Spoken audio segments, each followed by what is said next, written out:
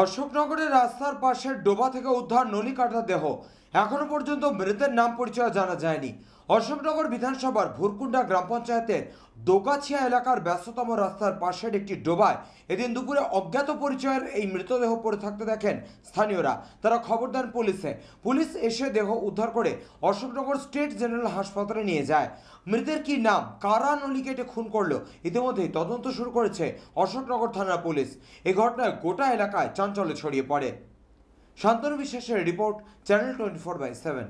আপনারা তো স্থানীয় বাসিন্দা, প্রথমে কি অবস্থা দেখলেন?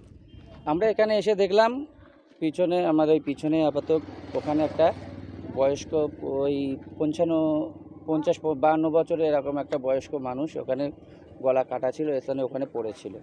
মানে এটা গলার হ্যাঁ নলি গলার নলি এরকম জায়গায় কাটা ছিল, এখানে কোপ ছিল। কোপ ছিল? হ্যাঁ কোপ ছিল। দেখলাম। তারপর কি পুলিশে খবর দিলেন? হ্যাঁ পুলিশের খবর দেওয়া হলো, পুলিশ ঘটনাস্থলে সঙ্গে সঙ্গে চলে এসছেন। আচ্ছা, তারপর এসে ওনারা পুলিশটা নিয়ে চিনতে চলে গেছেন। পেরেছেন? না সেরকম কিছু চেনা যায়নি, আমরা সেরকম কিছু বুঝতেও পারিনি যে কোথায় মানুষ, কোথায় বাড়ি নাকি সেরকম কিছুই বোঝা যায়নি। কি মনে হচ্ছে কেউ মেরে ফেলে দিয়ে গেছে? হ্যাঁ হ্যাঁ এটাই এখানে মনে হচ্ছে আপনাদের? মনে হচ্ছে এখানে তো সেরকম কিছু হয় না, তবে লাস্টটা অন্য কোথাও মার্ডার হয়েছে, এখানে ফেলে দিয়ে গেছে গাড়ি এটা। করে এসে? হ্যাঁ গাড়ি করে এসে রাত্রি নাগাদ এটা ফেলে দিয়ে গেছে। আতঙ্ক ছড়িয়েছে এলাকায় একটু হলেও?